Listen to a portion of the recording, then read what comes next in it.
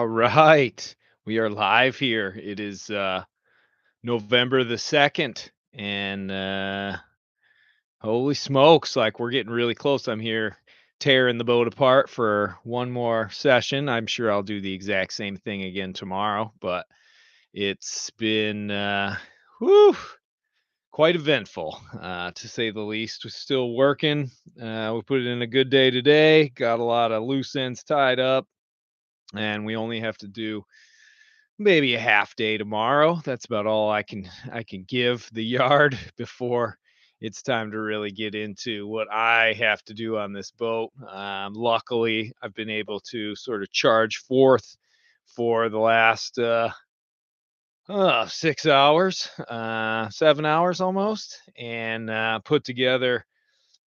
Finally got all the wiring all hooked up, and every single light on the mast works.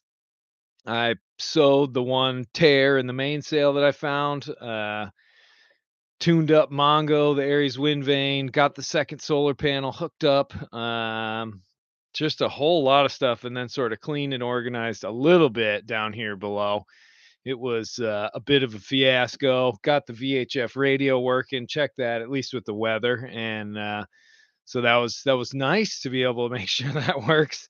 Sort of one of those things where you hope as all these things come together that you won't run into too many problems, because if you do, you don't have a lot of time, because we're looking at a matter of less than 48 hours, I think, before I set sail and take off into the Atlantic Ocean, and possibly stay out there for, I don't know, up to 4 or 5 months. We'll have to sort of see, but regardless, it's basically the weather forecast is looking pretty good up here in the Gulf of Maine, and then basically to the southeast from there for the coming like 4 or 5 days.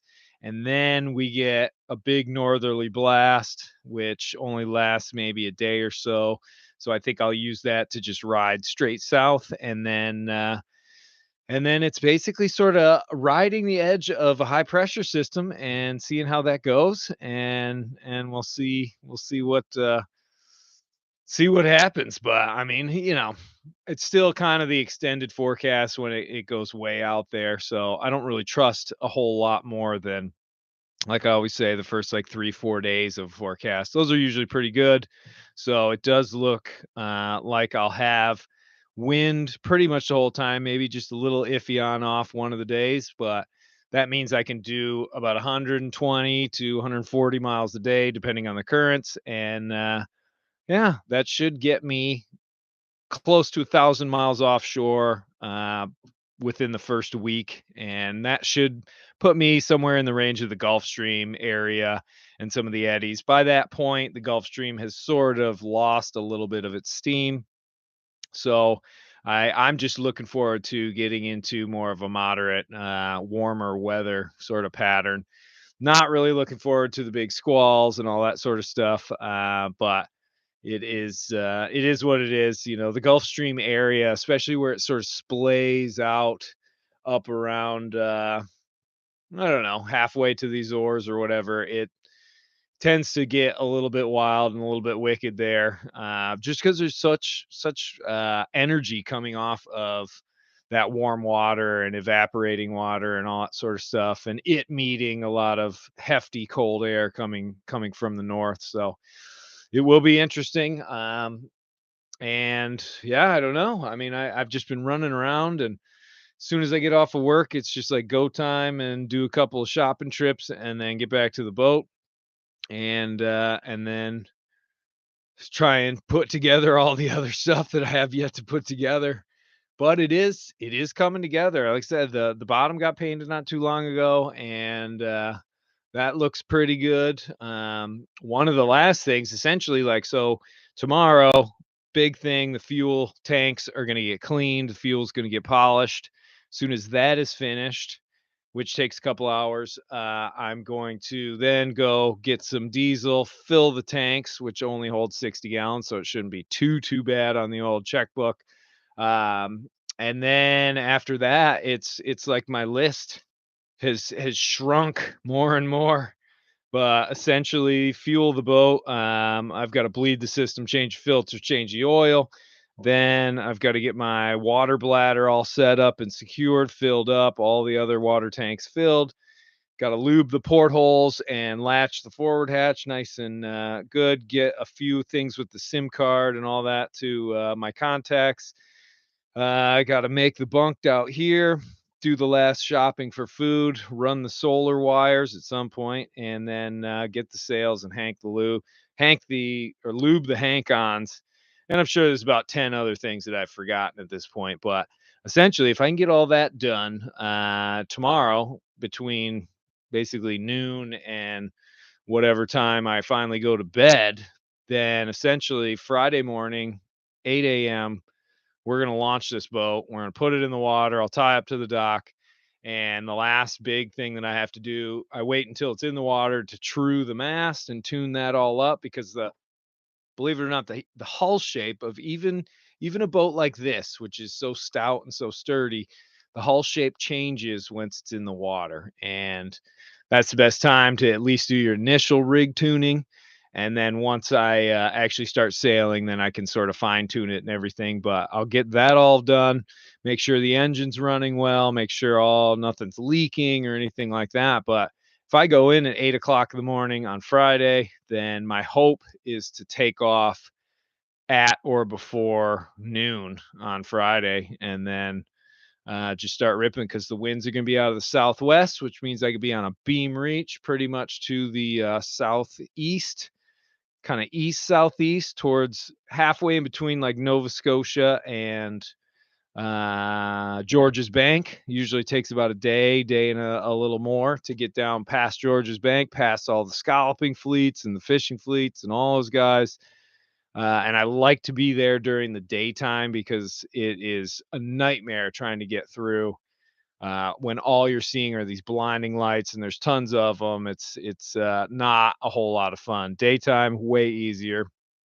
And then I'm essentially in the Atlantic proper and going pretty much east of south of east to try and get essentially the first waypoint. And it's not really a stopping point because I've been there a few times before, but the Azores is kind of the goal. Get out to that area, maybe get close enough to see them, and then start my way to the south and hopefully hook into some beautiful northeasterly trade winds, also known as the Portuguese trades. And sometimes they get a little blustery, but rip those down. And the next waypoint after that's basically the Cape Verde Islands. And that place, who knows? I may end up stopping there if it's possible. Unless I'm just having too much fun being out at sea and just enjoying sort of being the solitude, the gentle life out there. Then I may pull in because I've always wanted to see that place. It's a pretty epic little spot right off the coast of Africa. And then after that, the equator and down into the South Atlantic, if all goes well. A lot can go wrong, no matter how well you prepare the boat.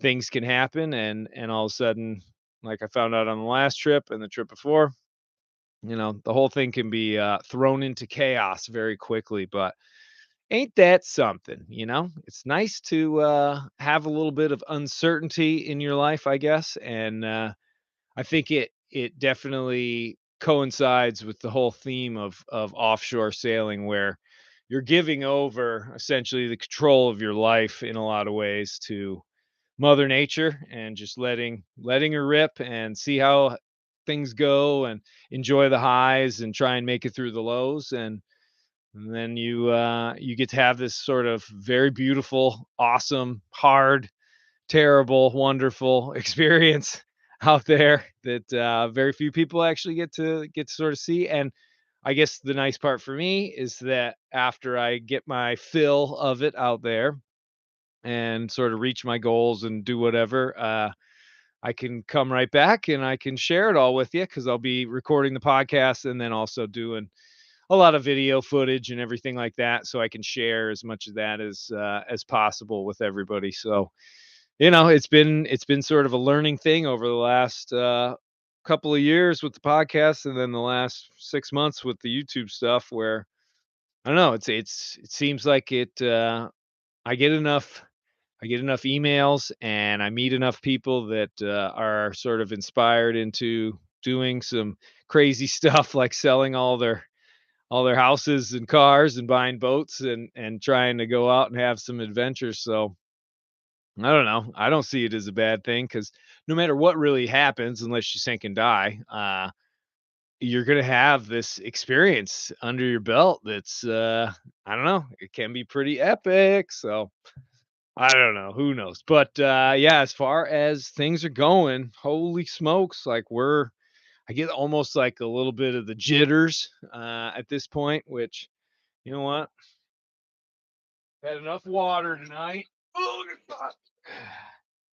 I think it's time. Even though technically these are for the trip, sometimes you just earn a nice cold BL. Mm. Oh, once I finish this, I'm gonna go and I gotta collect up all the. I have about 5 or 6 sales stored inside, so I gotta make sure I'm gonna pull those, bring them all up, throw them on deck, and then I gotta go through and squirt a little bit of silicone or WD-40 on each one of the hanks, make sure those are going, and maybe give them a sort of a look-see, make sure nothing's too bad. I'm pretty good out at sea as far as something tears, I like to fix it then and there.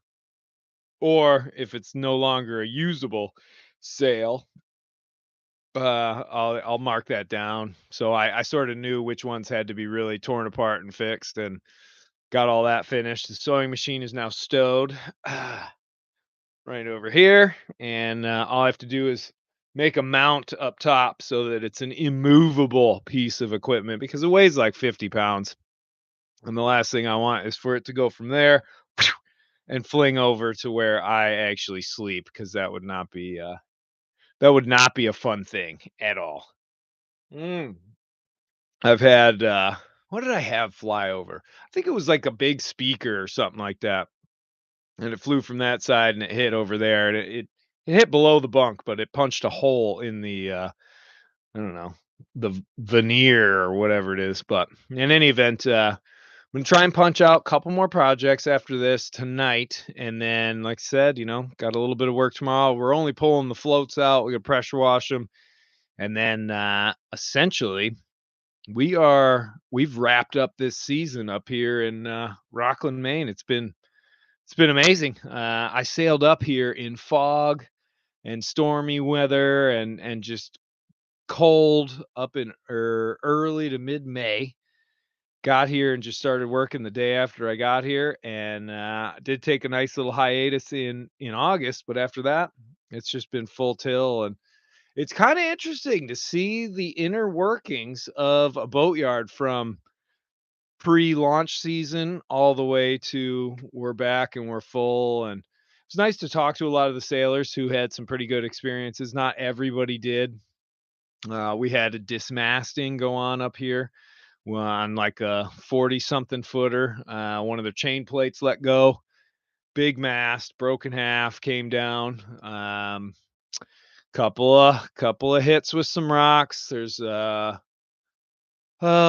engines didn't quite make it through the season, and a few things, but I would say the vast majority, the huge percentage of everybody had a great time up here in Penobscot, on the islands, all that sort of stuff. And because Maine really is quite a unbelievable little spot for cruising during the summer. I mean, it's one of those things where you gotta if normally your boat is down south, even south of like Cape Cod, let's say, it's a pretty big jaunt to get up here. But I will say that it's also very worth it because when you get up here, I mean, place is very populated with these tiny little hamlets that all have these cool places, nice restaurants, all this stuff, little marinas. There isn't a whole lot of dockage up here, so it's more the anchoring and mooring game, but in a lot of ways that kind of makes it pretty cool. Because you sort of feel like you've got a little private chunk of the world. So that's kind of nice. you have to deal with some fog now and again, but this summer we didn't have much fog at all. It was kinda different, but that's here in Rockland. There were plenty of days where we'd be looking out at Vinyl Haven and North Haven, and you couldn't see them at all. So it's a foggy place. There's lots of lobster buoys and lobster traps, but if you're able to overcome some of that adversity, you can go from Penobscot all the way to it's not Attica. It's there's beautiful like national park that's right on the water down east of us, and it's supposed to be absolutely amazing. I had a few friends that went up there, and actually some took their boat up there and some just got up there via car. And if you take your boat up there, there's sort of like a free bus that zooms you around and stuff. I don't know. There's a lot of great stuff up here. There's a lot of great food and everything, and good people too. I've can't uh can't can't emphasize that enough. The people that I've met up here in the boatyard, people I've worked with, and just Mainers in general. Good, hearty, fun, looking to have a good time, work hard, play hard sort of people. My kind of people. Mm. Sometimes they work me to the bone though. I had to say goodbye to Mr. David, who is my trusty coworker. This and kind of a mentor in a lot of ways, I would say.